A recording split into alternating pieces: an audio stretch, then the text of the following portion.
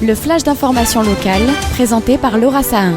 Bonjour à tous et bienvenue dans votre rendez-vous d'information tous les matins du lundi au jeudi sur Radio JM.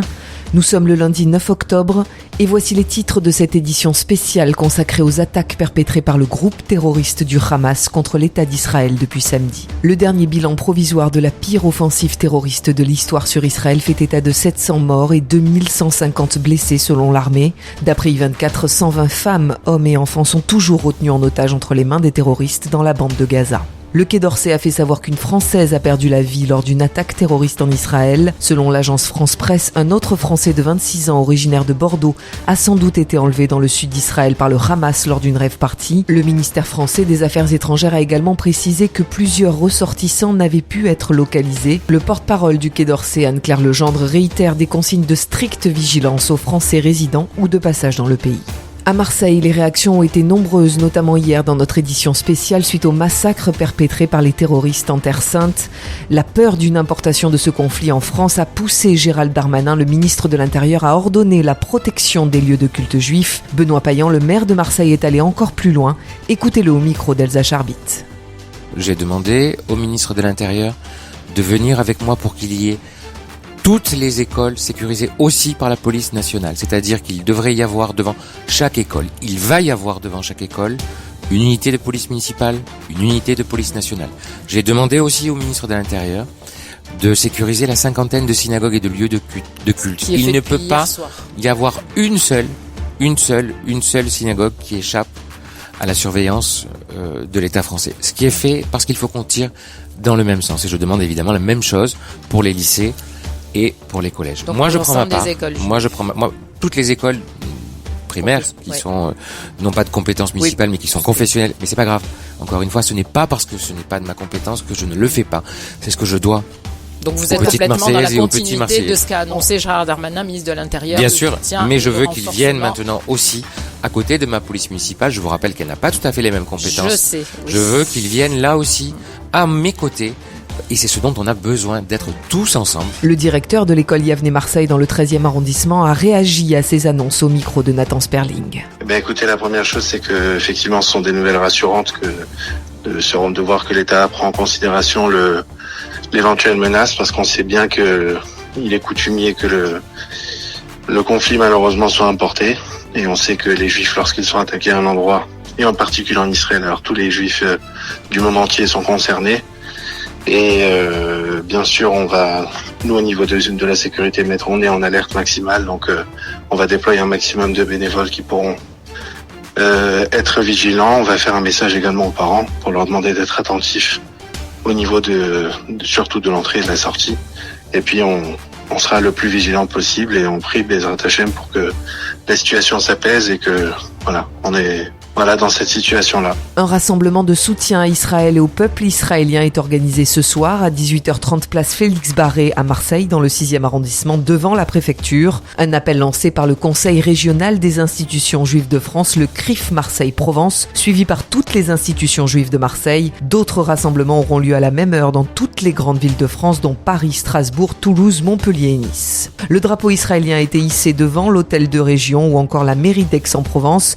La tour Eiffel sera allumée ce soir à 20h aux couleurs d'Israël. On finit par la campagne de dons du Fonds social juif unifié qui a lancé un appel dès samedi sur tous ses réseaux. Les besoins sont énormes pour aider les Israéliens. Écoutez le président du Fonds social juif unifié Marseille-Provence, Lionel Stora, qui nous explique comment concrètement est dépensé l'argent récolté. Il y a un kibbutz avec lequel nous sommes en relation toute l'année et depuis pas mal de temps qui s'appelle Keren Shalom, qui est à la frontière, en Israël, je précise bien, c'est vraiment en Israël, sur le territoire israélien, et il est à la frontière entre Gaza, l'Égypte et en Israël.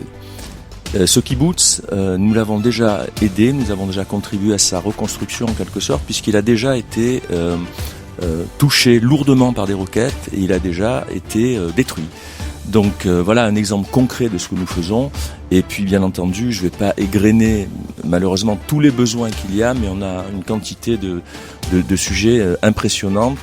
On finit par la météo avec des températures de 18 degrés ce matin et jusqu'à 25 degrés cet après-midi sur notre belle cité phocéenne. Nous vous donnons rendez-vous tout à l'heure à 13h pour écouter l'ensemble des réactions politiques suite aux effroyables attaques terroristes qui touchent Israël depuis samedi. Des propos recueillis aux côtés de notre chef du service politique Elsa Charbit. Vous pourrez donc écouter sur le 90.5 Jérôme Guedj, député de l'Essonne, Lionel Royer-Perrault, député des Bouches-du-Rhône, Martine Vassal, présidente du département 13 et de la métropole ex-Marseille-Provence, Renaud Muselier, président de la région Sud et enfin Benoît Payan, maire de Marseille. Rendez-vous donc à 13h. Enfin, n'oubliez pas tout de suite après ce journal le magazine d'information L'Instant Mag. Magali Barthès a recueilli les témoignages des Français installés en Israël et vous verrez que cette tragédie suscite un énorme élan de solidarité. À tout de suite sur Radio JM. Vous venez d'écouter le flash d'information locale présenté par Laura Sahin. L'Instant Mag de Magali Barthès. À la suite de l'assaut meurtrier du Hamas ayant causé de très nombreux morts et blessés israéliens, la population est en permanence sur le qui-vive à l'image des habitants d'Ashkelon. Sur place, la solidarité s'organise, comme nous le précise Josiane Maman, secrétaire du club des Français de cette ville située au nord de la bande de Gaza. J'habite à Ashkelon depuis 15 ans et nous avons passé d'autres événements, mais pas avec le titre de guerre. Quelle est la situation sur place à l'heure où vous nous parlez ? La situation sur place, je vais pas vous dire qu'elle est calme. Elle est calme en apparence, mais elle est très très très tendue et inquiétante. C'est la première fois de ma vie que je suis aussi inquiète. Je n'ai pas peur de vivre en Israël. J'ai toujours été active, même pendant ces temps de tension. Mais là, je vous avoue que c'est très très très inquiétant pour la bonne raison que nous avons des infiltrés dans les villes. Et donc la population a l'interdiction de sortir. Nous avons des familles en difficulté, aussi bien des malades, aussi bien des mamans avec des enfants. Hier, nous avons eu un appel d'une maman qui devait dialyser son petit de 2 ans et qui n'avait pas d'électricité. Donc nous lui avons proposé de braver la tempête, comme dirait l'autre, et d'aller la chercher, de venir à la maison. Elle avait téléphoné au Magen David Adom, évidemment, qui part au plus pressé. À l'hôpital Barzilai, qui l'ont rassurée, ayant vu son dossier, qu'elle pouvait attendre ou dans la soirée ou le lendemain matin, il n'y avait aucun danger pour le petit. Et Dieu merci, l'électricité est revenue vers 6 heures. Nous étions donc toujours en contact et relation avec elle et un médecin de Natania, qui suit ce petit également. Et elle a pu dialyser son petit. Donc la situation est comme ça à vue d'œil calme, mais nous n'avons pas dormi de la nuit bien évidemment. Moi je suis allée vers 4h du matin au lit, mais j'ai dû me lever 3-4 fois, aller dans la chambre forte. Nous faisons des allers-retours en permanence. Encore Dieu merci, nous avons une chambre de sécurité. Et voilà, et dans la journée il y a eu encore quelques alertes. Et là, à l'heure où je vous parle, nous n'avons pas les alertes, mais comme nous sommes près de la barrière de Gaza, nous entendons le pilonnage de Tsahal. Et c'est très, très, très impressionnant. Alors, que peut-on faire pour aider la population sur place en Israël et depuis la France ? Je vous avoue que c'est un peu compliqué. Je vois que sur les réseaux sociaux, parce que c'est ce qui circule actuellement, il y a beaucoup de charity, de cagnottes qui circulent pour les militaires ou pour les familles. Mais moi, je pense qu'il faut attendre un petit peu parce qu'on se mobilise déjà ici. Le plus grand soutien que vous pouvez apporter, la mobilisation que vous pouvez avoir, c'est le soutien que vous pouvez nous envoyer, la chaleur, les mots, le soutien moral. Parce que, vous voyez, moi, depuis ce matin, et même cette nuit, je n'ai pas arrêté de téléphoner à des personnes âgées, à des enfants, à des jeunes mamans avec des enfants dont ces petits ont le stress, ont peur, des handicapés. On va voir des handicapés aussi, des personnes handicapées. Sur le mari et la femme, ils ne peuvent pas sortir. Ils ont même du mal à se déplacer pour aller dans leur chambre sécurisée. Oui, la situation est très tendue. Pour le moment, je vous avoue que le président Richard Cohen-Adria a déjà mis en œuvre une réception de colis de Torah Box et dans une synagogue à côté de chez nous pour environ une 50aine de famille. Et dès que nous allons avoir la réception de ces colis, eh bien, soit on demandera, entre guillemets, bien évidemment, à ces familles de venir les chercher, mais la situation n'est pas évidente pour pouvoir se déplacer. Donc, nous allons former un petit comité pour pouvoir apporter sur place ces colis à ces familles. C'est très très compliqué.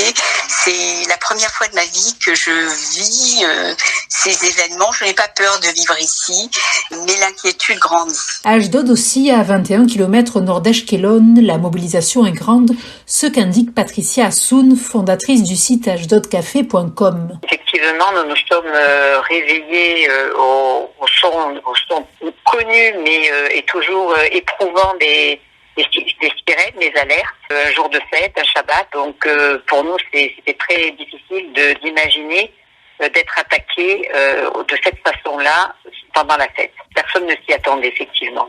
Même si à Ashdod, nous avons l'habitude, malheureusement, d'être au premier plan, aux premières loges, si je puis m'exprimer ainsi, à chaque fois que nous avons des attaques de terroristes avec la bande de Gaza, avec le Hamas notamment. Vous êtes la fondatrice du site ashdodcafé.com. Il faut informer tout d'abord nos auditeurs qu'Ashdod pleure la perte de 4 de ses soldats. Nous travaillons depuis le début en collaboration avec la municipalité d'Ashdod pour mettre les informations en hébreu et en français. On est un petit peu la vitrine de la ville et c'est vrai que tous les communiqués de presse que la ville nous adresse, eh bien nous les mettons en ligne pour informer d'abord les gens d'Ashdod et puis ensuite, bien évidemment, au-delà d'Ashdod, puisque c'est un site. Et donc nous avons appris par un communiqué municipal qu'effectivement 4 de nos jeunes sont tombés dans le cadre de cette opération terrible. Et malheureusement, il est mentionné que pour l'instant, il y en a 4 qui sont tombés pendant cette journée de bataille sur le front contre nos ennemis, mais qu'il se peut qu'il y en ait d'autres. Et donc pour les déchirer, bien évidemment, comme à chaque fois. Éprouver, déchirer, c'est très difficile pour nous de voir nos enfants tomber de cette façon. Et l'on comprend votre peine.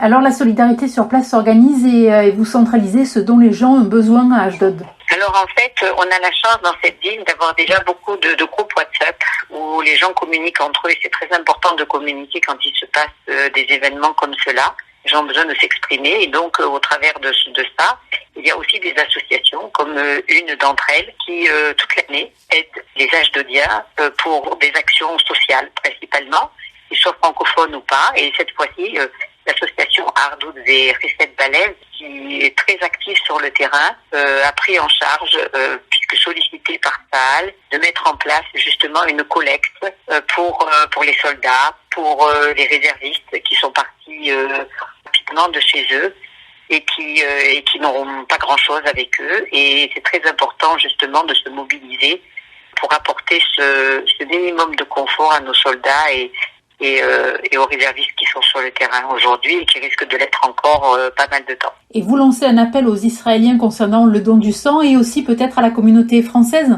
Oui, l'appel au don de sang s'est fait naturellement. Alors c'est vrai qu'à chaque fois, à chaque période de crise comme celle-ci, le Magen David Adom et les hôpitaux font un appel au don de sang, surtout que là, avec le nombre de blessés impressionnant qui ne cesse d'arriver en plus à les hôpitaux, donc c'est vraiment une denrée dont le pays a besoin. Mais on va dire qu'il y a une telle solidarité déjà de base que depuis la première heure ce matin, il y avait déjà des chaînes de personnes solidaires pour donner leur sang, qui attendaient plus de 2 heures. C'était quelque chose d'impressionnant, quelque chose de magnifique aussi. Très important aussi pour les Israéliens de voir que ils sont unis dans la peine et dans le malheur. Et oui, donc oui, il y a eu un appel pour contribuer. Mais bon, je vous le dis, la contribution est devenue naturelle ici. Et c'est vraiment avec beaucoup de cœur que les Israéliens vont donner leur sang de façon tout à fait spontanée. Et d'autre part, bien sûr, il y a aussi un appel aussi à la prière. Je veux dire que bon, on appelle à toutes les personnes juives du monde entier à se joindre à nous par la prière, puisque beaucoup ont des proches ici, beaucoup ont été touchés par soit des touristes, soit des personnes qui vivent en Israël et donc qui sont malheureuses de ne pas pouvoir voyager non plus et venir dans le pays, puisque certaines lignes ont été interrompues pouvoir, au travers de ce genre d'action, aussi donner un petit peu de ce qu'elles peuvent à distance. Et puis ce message à l'attention des habitants des OTEF, certains Ashdodiens mettent à disposition des chambres jusqu'à la fin de la guerre. N'hésitez pas à contacter le 05 44 28 38 11. L'Instant Mag de Magali Barthès.